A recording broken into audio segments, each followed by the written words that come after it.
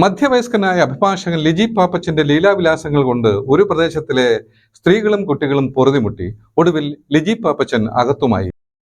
ലിജി പാപ്പച്ചൻ നാട്ടുകാരുടെ മുന്നിൽ തോർത്തുമുണ്ടെടുത്തെത്തി നഗ്നത പ്രദർശനം നടത്തുകയും അസഭ്യവർഷം മുഴക്കുകയും പതിവായതോടെ നിരവധി തവണ ഏറൂർ പോലീസിനെ അറിയിച്ചു. എന്നാൽ പോലീസ് അഭിഭാഷകനെ കസ്റ്റഡിയിലെടുക്കാൻ തയ്യാറാകാത്തത് പ്രതിഷേധത്തിന് ഇടയാക്കിയിരുന്നു.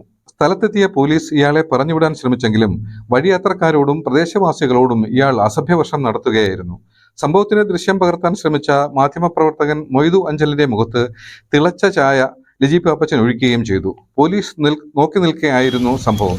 ലിജി പാപ്പച്ചനെ നാട്ടുകാർ കൈകാര്യം ചെയ്യുന്ന രീതിയിലെത്തിയപ്പോൾ പോലീസ് ഇടപെടുകയും ഇയാളെ കസ്റ്റഡിയിലെടുക്കുകയുമായിരുന്നു.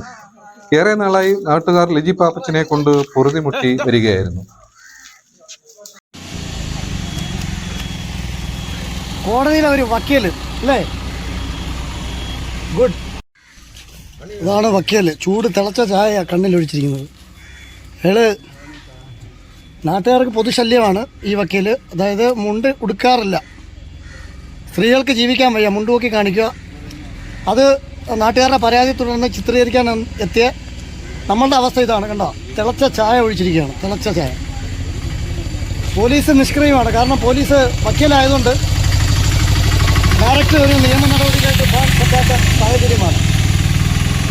അപ്പുറത്തൊരു വീട്ടിൽ ഒരു 2 സ്ത്രീകൾ, അതിൽ 2 കുട്ടികൾ മാത്രം താമസിക്കുന്ന വീടാണ്. അപ്പുറത്ത് ഒരു പ്രവാസിയുടെ വീടാണ്. അവിടെ വന്നിട്ട് രാവിലെ തൊട്ട് ഇതായിരുന്നു പരിപാടി. അപ്പോൾ എന്നെ വിളിച്ച് ഇങ്ങനെ പറഞ്ഞു. എന്താണ് പരിപാടി? പരിപാടി എന്ന് പറഞ്ഞാൽ നഗ്നപ്രവേശം കാണിക്കുക, തുണി ഉരിഞ്ഞു കളയുക. ഉരിഞ്ഞു കളഞ്ഞിട്ട് ഇങ്ങനെ എൻ്റെ വീടിൻ്റെ അപ്പുറം വരെ വരും, അതിന് കുറച്ച് അപ്പുറത്തോട്ട് പോകും. അത് കഴിഞ്ഞ് വന്നാൽ ഇതാണ് മൂപ്പർക്ക് പരിപാടി. അങ്ങനെയാണ് ഞാൻ ഏരിയ സ്റ്റേഷനിലേക്ക് വിളിച്ച് പറഞ്ഞത്. അപ്പോൾ പോലീസുകാർ പറഞ്ഞതെന്ന് പറഞ്ഞാൽ വക്കീലാണ്. അപ്പം അവർക്ക്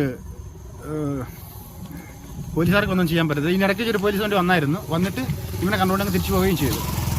ഇവിടെ എന്ന് പറഞ്ഞാൽ ഈ വട്ടം ഉള്ള ഇവനെ പറ്റി അന്വേഷിച്ചാൽ അറിയാൻ പറ്റും. ഡെയിലി ഇത് തന്നെ, മിക്ക സമയങ്ങളിലും ഇതൊക്കെ തന്നെയാണ് ഇവിടെ നടക്കുന്ന പരിപാടി. ഇയാൾ ഇപ്പോഴും പ്രാക്ടീസ് ചെയ്യുന്ന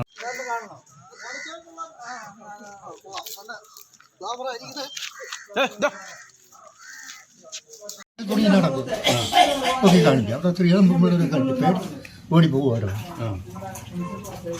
മുണ്ടോക്കി കാണിക്കുന്നതാണ് വക്കീലിന്റെ സ്ഥിരം പരിപാടി. തിരിക്കും തോന്നണ്ട. അതാ ഇന്നലെ ഈ കൊച്ചൻ്റെ വീട്ടിൽ ചെന്ന് എന്തെല്ലാം വേണം ഉണ്ടാക്കി വിളിച്ചു പറഞ്ഞിട്ട് നടത്തില്ല. പോലീസുകാരെല്ലാം അവരെ തരാം.